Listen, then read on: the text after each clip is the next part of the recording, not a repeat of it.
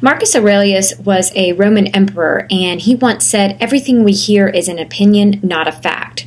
Everything we see is a perspective, not the truth." Marcus Aurelius was considered one of the last 5 good emperors in Rome, and he was one of the great Stoic philosophers. And this quote really clearly sets up a discussion about the strategy of persuasion. So persuasion is something that we started talking about last week. We went over the structure of it, but now we want to talk about specific strategies that we can use within that structure to persuade an audience. So we're going to talk about the tools of persuasion and then how to use those tools in a plan of persuasion. So first, let's start out with the tools of persuasion, and this is going to tie back into the reading from last week. Aristotle said that we have 3 artistic proofs. An artistic proof is just a tool of persuasion. So he said we have 3 tools that we can use to persuade people. First is ethos, which is our appeal through credibility. And credibility really has to do with the reputation or the impression that the audience has of you, as well as how well they can trust you. Logos is our appeal through logic, and this has to do with reasoning and proof and being able to back up our claims. And pathos is our appeal through emotion as well as the values that we have as a speaker. So Aristotle said that we have these 3 tools to persuade people, and now we need to figure out how we can use those tools to our advantage. That brings us to the plan of persuasion.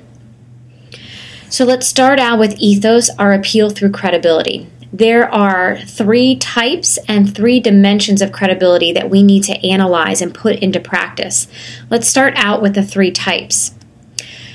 The 3 types of credibility really have to do with where we are in the speech process.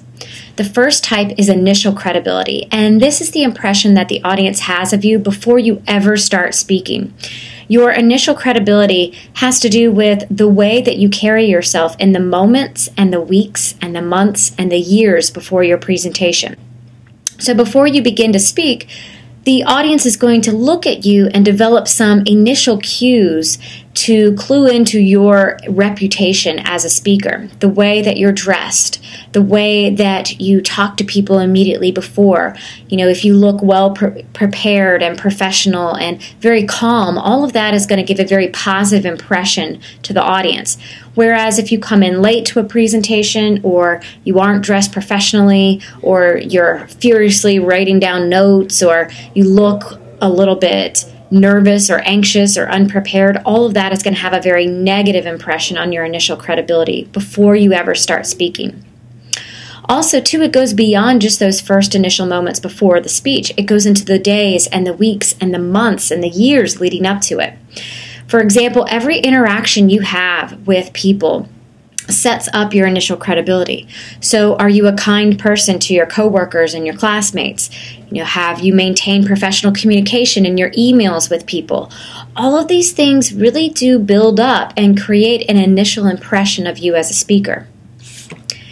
Next is your derived credibility, and this is the impression the audience has of you during a speech. So while you are talking, the audience is picking up certain cues as to your professionalism, your ethics, as well as how well you connect to the audience. So the language that you use, your nonverbals, such as your eye contact and your energy and your dynamism, as well as how well you're citing your sources and backing up your claims with good quality evidence. All of that gives a positive impression of your derived credibility. And then lastly, after the speech, you have your terminal credibility. So the way you carry yourself immediately after the speech really does give the audience a lot of feedback. So do you maintain your calm, professional, enthusiastic, and positive demeanor? Or do you appear very negative? Do you stick around to answer questions for people? And this carries over into the days and the weeks and the months long after your speech. For example, if you ask the audience to recycle their bottles and cans, but then they see you throwing your aluminum can into the trash can 2 weeks later, you've immediately destroyed your terminal credibility. So you always want to practice what you preach in order to maintain that positive impression. So the three types of credibility are initial, derived, and terminal, and they have to do with where you are during the speech process. There are also three dimensions of credibility that work together in a speech. Your character is who you are as a person. How you carry yourself, how you treat others, the values and the morals that you display day in and day out, that really represents your character. So if you have strong character, the audience is going to believe that you're a good person and they're going to want to listen to you. But if you don't display good morals and values and show the audience that you care about them, then they're not going to want to listen to you. Nobody likes to listen to a jerk. Competence is how well you know the material. So can you demonstrate that you've thoroughly researched this, you've experienced this, and you can talk about it and explain it very clearly. And your charisma is all about your energy. Are you very enthusiastic and positive and dynamic with your delivery? Because a lot of people want to listen to speakers that are really fun and engaging. Now, you do have to have a balance of all three of these. For example, I'm sure you can see very charismatic political candidates right now, but perhaps they might be lacking in their character or maybe even their competence in order to explain certain issues. Likewise, you could have people that are very competent, but they don't have a lot of energy or charisma, and so therefore they're missing out a bunch. So you really do need to have a balance of all three dimensions, character, competence, and charisma, in order to maintain your ethos with an audience. Next, there's logos, and this has to do with your logical appeal.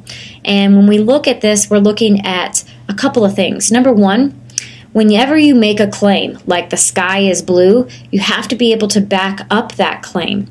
And that's when you offer data. You offer data or evidence or research that backs up that claim.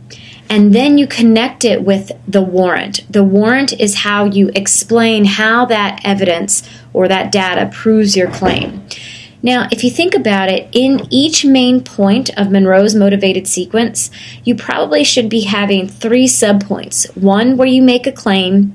Two, where you offer research and data. And three, where you explain how that data proves your claim with the warrant. You also want to use strong arguments and avoid fallacies. So there are 5 basic types of arguments that we can use throughout our speeches.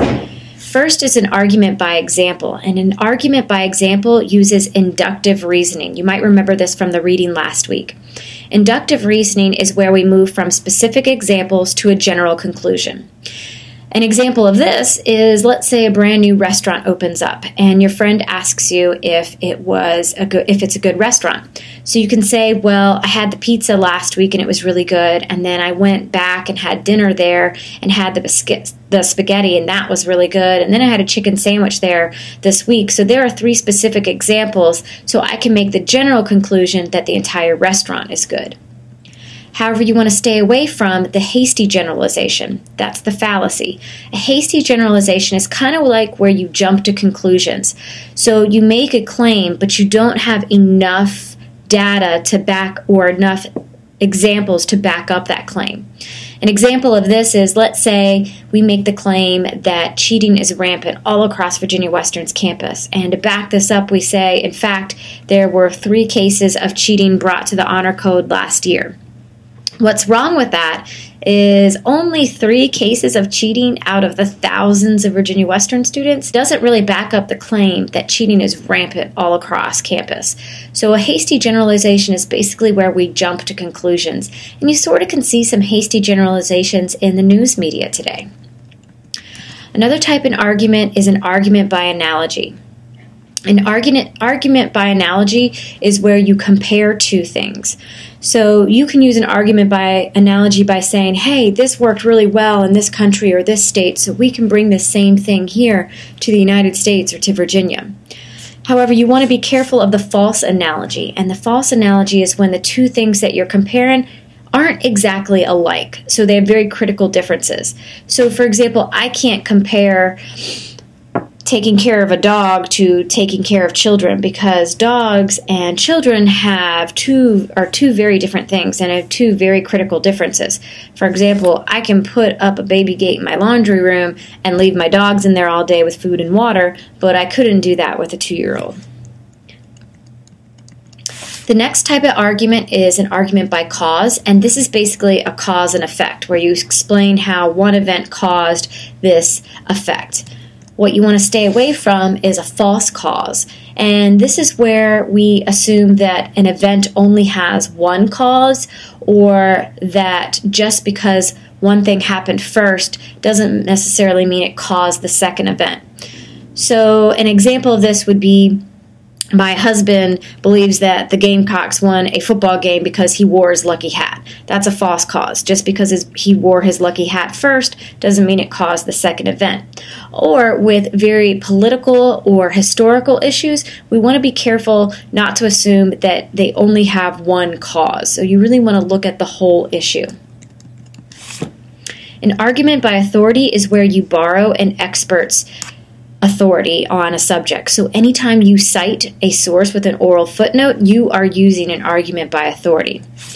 You want to watch out for the ad hominem fallacy. This is where instead of attacking the issue at hand, we attack the person behind that issue.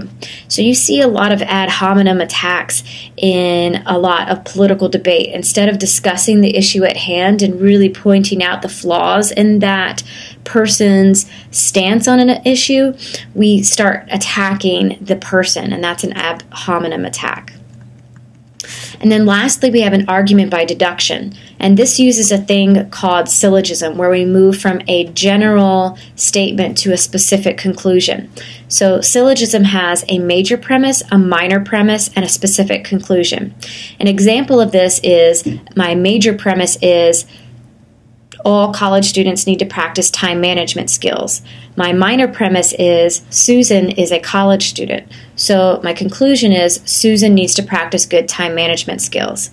You can use an argument by deduction in your relevant statement to really connect the topic to your audience. And lastly, there's a few other fallacies to stay away from. Bandwagon is just like that phrase, jumping on the bandwagon. Just because everyone else believes it or is doing it doesn't mean it's necessarily correct. Then there's red herring. Red herring is where you introduce an irrelevant issue to distract the audience from the topic at hand. So you see a lot of this in political debate. The debate moderator will ask a question, and then the candidate will avoid that by talking about something completely different. And lastly, we have the slippery slope fallacy. And slippery slope is where we say this one thing will cause all these other terrible things to happen. You really want to watch out for the slippery slope fallacy in the visualization step. So you don't want to use a fear appeal to say, if we don't do this, all these terrible bad things will happen, if that indeed is not the case. And then lastly, we have pathos, which is our appeal through emotion. And so pathos is a great way to really connect yourself to your audience. A couple of ways you can do that. First, you want to identify with the audience in a very genuine way. You want to show that you have common ground with them. Either you go through the same things that they do, or that you can understand where they're coming from, and therefore you want to help them and you have their best interest at heart. You can also use very vivid examples. Anytime you use a very vivid example of a specific person or a specific case that can really illustrate the seriousness of your issue or the benefit of your issue, the audience can connect to that. So that argument by example, if you use a lot of vivid imagery with that, that will really go a long way to tell a story that the audience can connect to. Emotive language is another great way. We're persuasive speaking now, so we can use a lot of good emotive language to really make the audience feel. So you want to get them either really excited about your topic or really see the seriousness of the issue. And then also your nonverbal delivery can do a lot to connect with the audience emotionally. So are you using good eye contact and facial expressions and body movement to draw them in and show them that you're open and welcoming and that you really do want to connect with them? So we know that there are three basic tools of persuasion that Aristotle talked about: ethos, logos, and pathos. And we've also talked about some ways that we can apply those with a plan of persuasion. Specifically, ethos, using the three types and dimensions of credibility. with logos, using specific types of arguments and avoiding fallacies, and with pathos, by identifying with the audience using very vivid examples, emotive language, and really using our delivery to connect to the audience. So you can see that if we use these things to our advantage, we can indeed have the audience accept our opinion and see our perspective and really find some common ground.